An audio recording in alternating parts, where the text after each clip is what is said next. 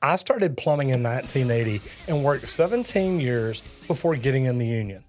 And once I got into the union, I moved up from journeyman to foreman to superintendent to director of operations. Well, what I want to tell you about today are 3 things that I learned that helped me move up and become a boss. This video is sponsored by Ferguson. Of course, we teamed up with Ferguson because of everything they help us do for not just us, the plumbers and the plumbing companies, but the communities that we're in. If you're not in the Ferguson Facebook group, go check it out. There is a link in the description. It's funny how you can learn things plumbing that can help you become a better father, a better husband, a better spouse, a better uncle, a better friend. But we're going to talk about 3 things that really helped me out.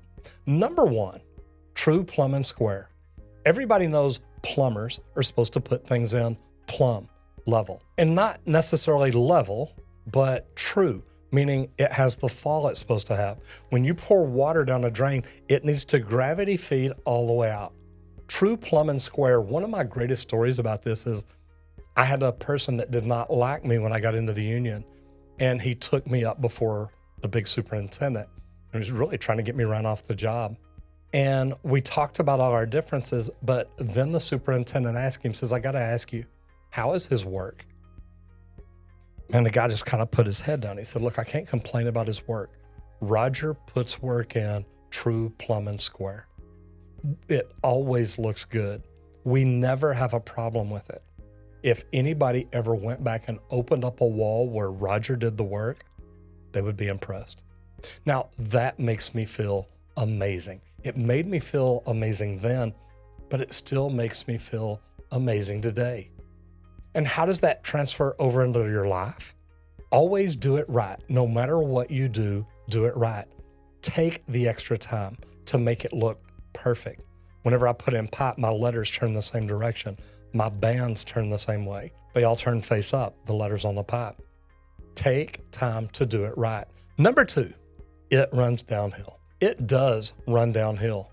When plumbers put in pipe, like I said a while ago, if it's not true plumb and square perfectly level, it's got fall to it. Normally a 1/4 inch to an 1/8 inch, depending on what lines you're running. But it always has to have fall. If not, that water, when you pour it in, doesn't go where it's supposed to. If you put it in flat, the water can stand there. If you put it in flat, the articles you're trying to flush down the toilet may not go anywhere. They may get down to just where they stop because there's no fall to help them go down. And plumbers need to know that. Now, electricians, HVAC techs, look, we all do a lot of these same things. We understand true plumb and square. We understand it runs downhill. And the thing about it is, look at our everyday lives. Everything goes down. If there's problems at the top, they put them on the people below them. So your goal should be, how do you work to get above that? Or as one of my bosses used to say, we don't just manage top to bottom, we manage from the bottom up. Meaning we ask people below us, what can we do to get better? How can we let you tell us what to do? And when you learn that, it's not just top down, but also bottom up, you're going to understand you can affect this. If it's your family, you don't just want everything to run down to your kids. You want to help them. You want to work with them. You want to teach them. You want to help them grow. Understand that everything runs downhill, but also understand that if you're smart enough to put a pump in at the bottom, you can pump it right back up to the top. Number 3, trust but verify. And this is a good one. This is one that I had to learn. There's a couple of different ways to put it. Measure twice, cut once. And think about that. I can measure and make my mark, go back and double check things, measure and double check my mark and then cut it. And I know it's right. When we get in a hurry, we tend to measure and cut, measure and cut, measure and cut. And then when you go put pieces in, when you got one wrong piece, it can mess up everything. Another thing to think about is a proper layout. Trust but verify. I trust that I laid this out right, but before I set the anchors in the ground to lay out the carrier where that lavatory or toilet or anything is going to go, I'm going to double check my measurements. I'm going to go back to the beginning. I'm going to look at the prints. I'm going to start over and do the math again to make sure I got it right.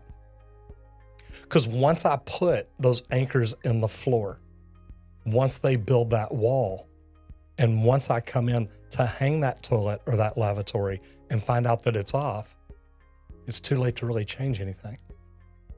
But trust but verify also your children. Do you trust that they are doing the things you've asked them to do? Do you help them to make sure that they are? When they tell you they're going somewhere, every now and then, do you check or double check? I think about that. Trust but verify is a really big deal. I remember I used to review my son on questions. I remember the ones were about history. And he'd have a history test and he'd bring it in. He'd say, Dad, look, I studied. And I'd ask him these questions. But I would not ask him the exact same way they were worded on the test. He'd bring in a paper and it may say, what color is the American flag? And he knows it's red, white, and blue. But I'd always turn that around and say, what is red, white, and blue? And he'd get so upset and he'd be like, Dad, that's not the way that it's worded. It's like, no, but I want to make sure you understand and you're thinking about it. And he always did really, really well on those tests. He hated studying with me, at least in the beginning. But then he got to where it was kind of fun because he knew I was going to change it up and make him think around the corner, make him think about it in a completely different way. Trust but verify. Trust that they are studying, but verify by helping them, asking them questions, working with them to make sure that they really do. If you'll do these three things, they will help make you a better boss.